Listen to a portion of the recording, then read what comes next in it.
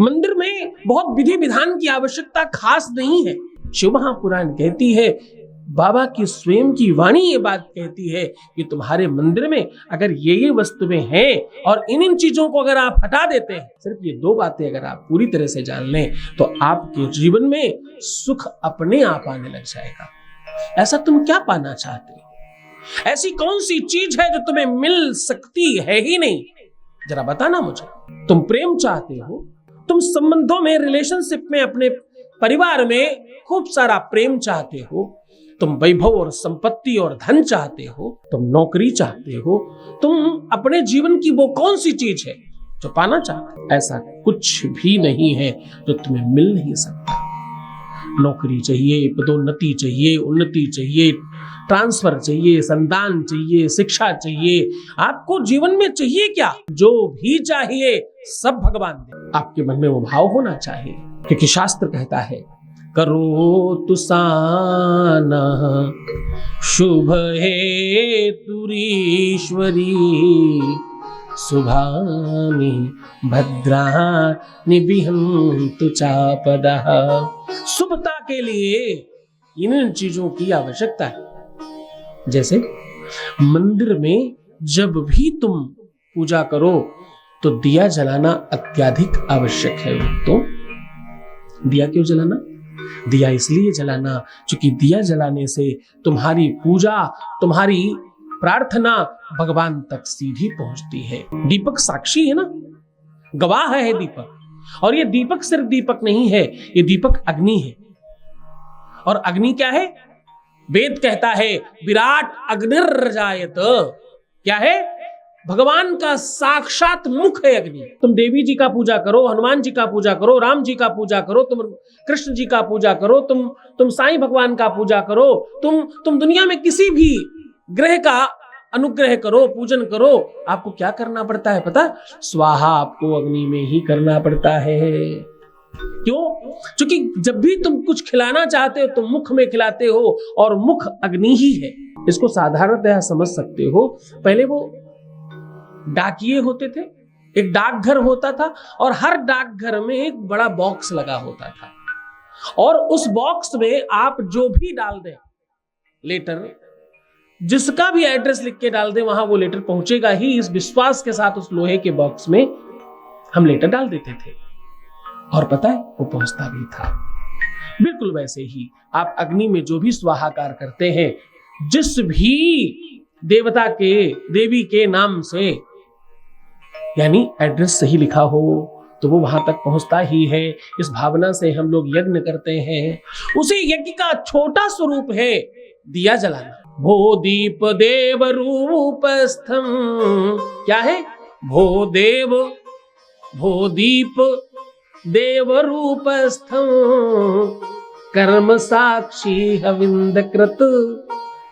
हे देवता, हे मेरे पूजन के साक्षी, यावत कर्म समाप्ति स्यात्, जब तक मेरा पूजा कर्म समाप्त न हो जाए, तावत त्वं स्थिरो भव, तब तक तुम यहां जलते रहना।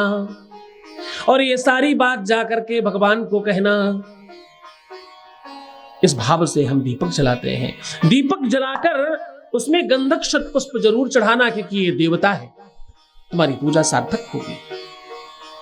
और किसी भी वजह से तुम दिया चाहे देशी घी का जलाओ, सरसों के तेल का जलाओ, तिल के तेल का जलाओ, तुम जैसे भी जला सकते हो। जो भी व्यवस्था है शिव महापुराण में, तो एक व्यक्ति ने अपने कपड़े जला दिए उजाला करने के लिए, और बाबा ने उसे दीपक मान लिया।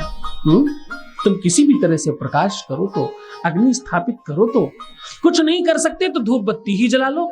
धूप बत्ती के पीछे कारण सिर्फ अग्नि स्थापन है, बाकी कुछ भी नहीं। किसी भी रूप में आपको अग्नि अपने पूजन में रखनी होती। और दूसरा एक सबसे बड़ा प्रॉब्लम जो आप सबके घरों में है, आप पूजन करते समय जलपात्र नहीं रखते। दिया तो कभी कदार जला देते हैं, धूप बत्ती अगरबत्ती तो कभी कदार हो जाती है, लेकिन जलपात्र तो बिल्कुल नहीं रखते। सत्य मानना, हम तो कथा भी करते तो जलपात्र रखकर बैठते। हाँ, बिना जलपात्र के अग्नि और जल ये ऐसे साक्षी देवता हैं, इनके बगैर आपकी पूजा सफल नहीं होती। आपके घर में जो इलेक्ट्रीशियन आता है उससे पूछना, अर्थ और फेस दोनों नहीं हो तो लाइट नहीं जलती, प्रकाश नहीं होता। और कभी कभी तो अर्थ अगर खराब हो जाए तो पूरे घर में करंट आने लगता है। चाहे फेस और चाहे अर्थ, ये दोनों ही अपने आप में बड़े महत्वपूर्ण वायर हैं और ये दो वायरों पर पूरा का पूरा संसार टिका है। तुम्हारी नाड़ी भी दो है, एक सूर्य नाड़ी, एक चंद्र नाड़ी, एक गर्म और एक ठंडी। हाँ, तुम्हारी आंखें दो हैं, तुम्हारे सारे के सारे अंगों में दो दो भाव हैं, एक स्त्री भाव है, एक पुरुष भाव है, एक गर्म है, एक ठंडा है। इसी से पूरा जीवन निर्माण है। इसलिए जब भी पूजन करें तो दिया जलाना और जलपात्र रखना, ये दोनों बहुत आवश्यक है। पूजन में ये दो चीजें अगर आप नहीं रखते हैं तो आपका पूजा सफल नहीं होता, आपका पूजन सार्थक नहीं होता। तीसरी बात, आपको जब भी आप पूजन करें, आप एक सेकंड के लिए भी अगर मंदिर में प्रवेश कर रहे हैं और आप प्रणाम कर रहे हैं तो आपको आसन पर खड़ा होकर पूजा करना चाहिए। मंदिर जा रहे हो तो आसन की जरूरत खास नहीं है, क्योंकि वो अचल स्थापना है। तुम्हारे घर में जरूरत है क्योंकि यहां अचल स्थापना है, यहां पर भगवान आते और जाते हैं। जैसे ही तुम आसन डालते हो वैसे सुनिश्चित हो जाता है भगवान का बाहर है ना। तुम्हारी बात सुनना, तो आसन डालकर ही पूजा करना। चौथी बात, तुम में जो भी सामर्थ्य हो उस हिसाब से भोग जरूर लगाना। क्यों करना ऐसा? भगवान कुछ नहीं खाते, भगवान तुम्हारा भाव खाते हैं। भाव तुम्हारा जो विचार है, तुम्हारा जो भगवान के प्रति श्रद्धा और विश्वास है, परमात्मा को तो बस उतना ही चाहिए। लेकिन ददाति प्रतिगृह्णाति नान्यथै सा प्रसीदति, जो तुम देते हो तुमको वही मिलता है। तो भैया भोग देना ताकि तुम्हारे घर में अन्न और धन बना रहे बराबर। और एक बात, सुगंध तब कीमती होती है जब वो फिजाओं में फैलती है, उसकी कीमत तब बढ़ती है। शीशी में बंद पड़ी है तो क्या ही उसकी कीमत है, क्या पता कौन है ये। जब वो बाहर आती है तो अपने मंदिर को थोड़ा सुगंधित रखना, अपने मंदिर में अच्छी और अनुकूल खुशबू बढ़ाए रखना किसी तरह से। ऐसा करने से परमात्मा की कृपा अच्छे स्तर पर मिलती है। मंदिर साफ रखना, मंदिर की व्यवस्था अच्छी रखना, मंदिर को अपने जैसा समझना, पूरी व्यवस्थाओं का पूरा अच्छा संचार करना, ये सब तो करना ही चाहिए।